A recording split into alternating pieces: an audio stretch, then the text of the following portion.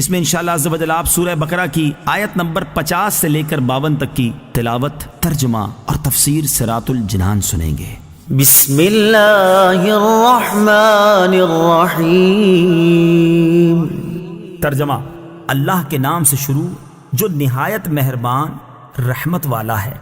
وَإِذْ فَرَقْنَا بِكُمُ الْبَحْرَ فَأَنْجَيْنَاكُمْ وَأَغْرَقْنَا آلَ فِرْعَوْنَ وَأَنْتُمْ تَنظُرُونَ۔ ترجمہ: اور یاد کرو جب ہم نے تمہارے لیے دریا کو پھاڑ دیا تو ہم نے تمہیں بچا لیا اور فرعونیوں کو تمہاری آنکھوں کے سامنے غرق کر دیا۔ وَإِذْ فَرَقْنَا بِكُمُ الْبَحْرَ، اور جب ہم نے تمہارے لیے دریا پھاڑ دیا۔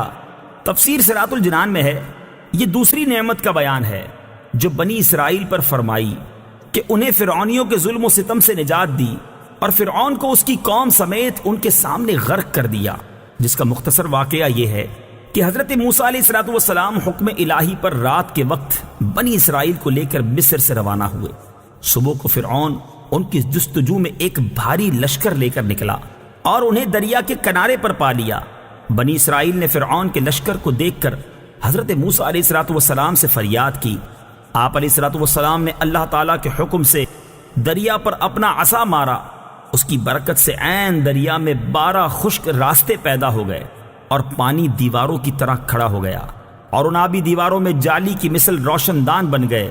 بنی اسرائیل کی ہر جماعت ان راستوں میں ایک دوسرے کو دیکھتی اور باہم باتیں کرتی گزر گئی۔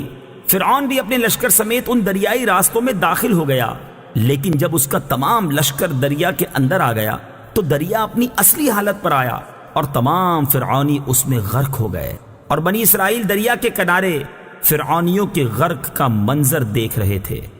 انبیاء کرام علیہ السلام پر ہونے والے انعام کی یادگار قائم کرنا سنت ہے۔ فرعونیوں کا غرق ہونا محرم کی 10ویں تاریخ کو ہوا اور حضرت موسیٰ علیہ السلام نے اس دن شکر کا روزہ رکھا۔ صحیح بخاری اور صحیح مسلم میں ہے، حضرت عبداللہ بن عباس رضی اللہ تعالی عنہما فرماتے ہیں جب حضور پرنور صلی اللہ تعالی علیہ وسلم مدینہ منورہ تشریف لائے تو آپ نے دیکھا کہ یہودی عاشورہ کے دن روزہ رکھتے ہیں۔ آپ صلی اللہ تعالی علیہ وسلم نے ارشاد فرمایا، یہ کیا ہے؟ یہودیوں نے عرض کی، یہ نیک دن ہے، یہ وہ دن ہے جس میں اللہ تعالیٰ نے بنی اسرائیل کو ان کے دشمن سے نجات دی۔ تو حضرت موسیٰ علیہ السلام نے اس دن روزہ رکھا تھا۔ رسول کریم صلی اللہ تعالی علیہ وسلم نے ارشاد فرمایا، تمہاری نسبت موسیٰ سے میرا تعلق زیادہ ہے۔ چنانچہ آپ صلی اللہ تعالی علیہ وسلم نے اس دن روزہ رکھا اور اس دن روزہ رکھنے کا حکم ارشاد فرمایا۔ البتہ صرف 10 محرم کا روزہ نہ رکھا جائے بلکہ اس کے ساتھ آگے یا پیچھے ایک روزہ ملایا جائے، جیسا کہ حضرت عبداللہ بن عباس رضی اللہ تعالی عنہما سے مروی ہے۔ رسول اللہ صلی اللہ تعالی علیہ وسلم نے ارشاد فرمایا، عاشورہ کے دن کا روزہ رکھو اور اس میں یہودیوں کی مخالفت کرو۔ عاشورہ کے دن سے پہلے یا بعد میں ایک دن کا روزہ رکھو۔ اس سے معلوم ہوا انبیاء کرام علیہ السلام پر جو انعام الہی ہو اس کی یادگار قائم کرنا اور شکر بجا لانا سنت ہے، اگرچہ کفار بھی اس یادگار کو قائم کرتے ہوں۔ وَإِذْ وَاعَدْنَا مُوسَىٰ 40 لَيْلَةً ثُمَّ اتَّخَذْتُمُ الْعِجْلَ مِن بَعْدِهِ وَأَنْتُمْ ظَالِمُونَ ثُمَّ عَفَوْنَا عَنْكُمْ مِن بَعْدِ ذَلِكَ لَعَلَّكُمْ تَشْكُرُونَ۔ ترجمہ: اور یاد کرو جب ہم نے موسیٰ سے 40 راتوں کا وعدہ فرمایا، پھر اس کے پیچھے تم نے بچڑے کی پوجا شروع کر دی اور تم واقعی ظالم تھے، پھر اس کے بعد ہم نے تمہیں معافی عطا فرمائی تاکہ تم شکر ادا کرو۔ وَإِذْ وَاعَدْنَا مُوسَىٰ 40 لَيْلَةً، اور جب ہم نے موسیٰ سے 40 راتوں کا وعدہ فرمایا۔ اس آیت اور اس کے بعد والی آیت میں بنی اسرائیل پر کی گئی جو نعمت بیان ہوئی اس کا خلاصہ یہ ہے کہ فرعون اور فرعونیوں کی ہلاکت کے بعد جب حضرت موسیٰ علیہ السلام بنی اسرائیل کو لے کر مصر کی طرف لوٹے تو ان کی درخواست پر اللہ تعالیٰ نے تورات عطا فرمانے کا وعدہ فرمایا اور اس کے لیے 30 دن اور پھر 10 دن کا اضافہ کر کے 40 دن کی مدت مقرر ہوئی، جیسا کہ سورہ آراف آیت نمبر 142 میں ہے۔